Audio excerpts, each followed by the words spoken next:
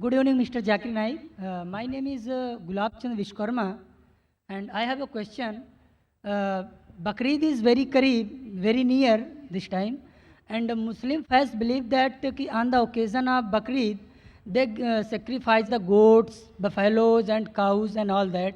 And according to the Islam, insaniyat and humanity is very important, and every faith should be pity and kind on animals and human being and all that.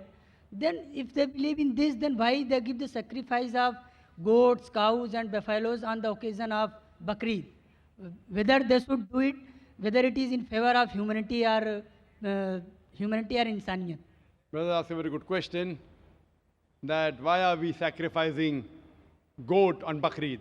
If it's not a Bakrid, can we sacrifice No, goat? no, no. Any animals, any No, animals. can we sacrifice goat if there's no Bakrid? They sacrifices, they kills. And I'm they- asking you the question, that means if no Bakrid, if we sacrifice the animal, it is allowed? No. Generally, why do yeah, you? yeah. So Other our occasion direct also. question, why do you have non-veg? Correct? No, no, I'm not getting what you are saying. Your main question is, why do you have non-veg? Why do you have meat? Actually, I want to say on the occasion of Bakrid and other occasion as well. Oh, okay. I'll on the answer other both. occasion as well. On the occasion of Bakrid, Allah says in the Quran in Surah Hajj, chapter number 22, that the blood and the meat does not go to Allah, it is your piety which goes to Allah.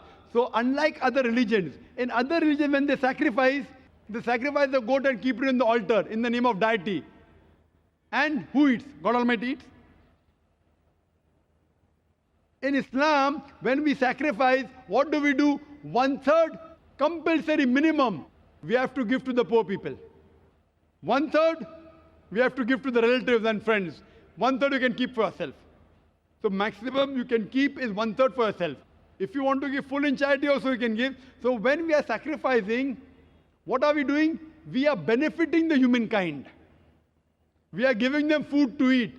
Now giving food to eat is good or bad, brother? Giving food to the poor people to eat, is it good or bad? Good.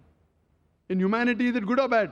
Good. So therefore, Islam is a religion of humanity. Now you may ask the question, what about killing animals? It's good for humanity, but what about animals? In short, a Muslim can be a very good Muslim even by being a pure vegetarian. It's not compulsory in Islam that you should have non-veg, but since Almighty God has given us permission to have non-veg, why should we not have non-veg? Allah says in the Quran, in Surah Ma'idah, chapter number 5, verse number 1, eat of the four-footed animal which has been made lawful for you. Allah says in Surah Nahl, chapter number 16, verse number 5, that the cattle has been made for you, so that you benefit from them, and of the meat you can eat. The same message repeated in Surah Mu'minun, chapter number 23, verse number 21, that in the cattle is an instructive sign. From the belly you drink milk, and of the meat you eat. So since Almighty God has given us permission, why should we not have it? Now coming to the logical aspect, today science tells us that in non-veg food, in flesh food, it is rich in vitamins, and it is only food which has got complete protein. Our human body, there are total 23 amino acids required by the human body, out of which 8 are not synthesized in the body. It has to be given from the external diet. There is no vegetarian food which gives you all the 8 amino acids. It is the flesh food, the non-veg food, which gives you all the 8 amino acids. Furthermore, if you analyze the set of teeth of the herbivorous animal, cow, goat, sheep, they have got flat set of teeth. They only have vegetables. They can't have flesh. If we analyze the set of teeth of the carnivorous animal, tiger, leopard, lion, they have got pointed set of teeth. They have got a carnivorous set of teeth. They have canine set of teeth. They only have flesh food. They can't have vegetables. If we go in front of the mirror and we see a set of teeth, we have got pointed teeth as well as flat teeth. We have got an omnivorous set of teeth. If Almighty God wanted us to have only vegetables, why did He give us the pointed teeth? For what? To have the flesh food. Furthermore, the digestive system of the herbivorous animal, cow, goat, sheep, can only digest vegetables. They can't digest flesh food. The digestive system of the carnivorous animal, tiger, leopard, lion, can only digest flesh food. They can't digest vegetables. But the digestive system of the human being has got small intestine and long intestine. We can digest vegetable as well as fresh food. If Almighty God wanted us to have only vegetables, why did He give our digestive system we can digest both? Furthermore, there is a misconception that Hindus should not have non-veg. It's misconception. If you read the Hindu scriptures, it's mentioned in Manusmriti, chapter number 5, verse number 30, that Almighty God created some animals to eat and some to be eaten.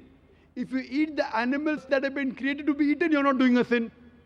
It's mentioned in Manusmriti, chapter number 5, verse number 31, that Almighty God has created some animal for sacrifice. So if you kill the sacrificial animal, you're not doing a sin. It is mentioned in Manusmriti, chapter number 5, verse number 40, that killing in sacrifice is not a sin. There are various references in the Hindu scriptures and the Vedas that the sages and sons, they had non-veg, they even had beef. If you read Mahabharat Anushasan Parv, chapter number 88, you know the story of the Pandavas. You know Pandavas? 5 brothers. The eldest brother Yudhishthir, he asks Bhishma that what should we give in yagna, in puja, so that our ancestors will be satisfied. So Bhishma replies that if you give herbs and shrubs and vegetables, our ancestors will be satisfied for 1 month. If you give fish, for 2 months. If you give meat, for 3 months. If you give hare, rabbit, for 4 months. If you give goat, for 5 months. If you give bacon, for 6 months.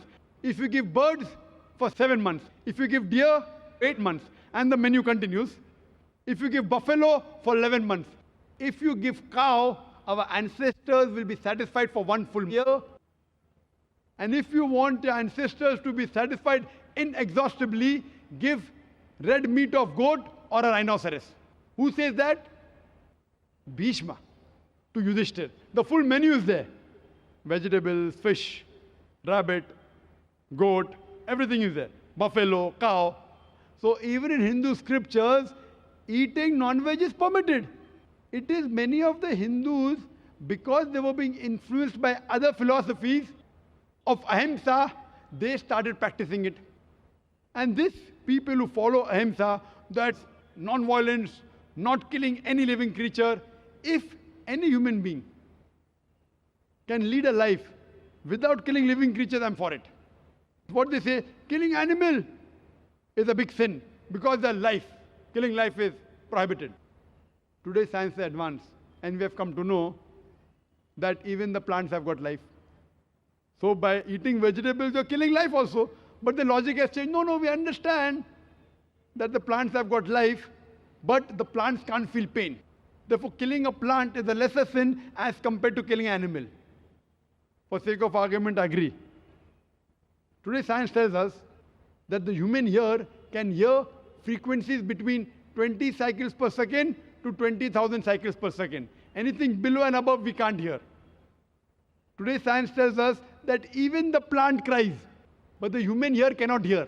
So there was a farmer in USA who had equipment which converted the cry of the plant to the human ear, and he used to know that that required water. Someone will say, okay, fine, I agree that the plant can feel pain, but it has got 2 or 3 senses less.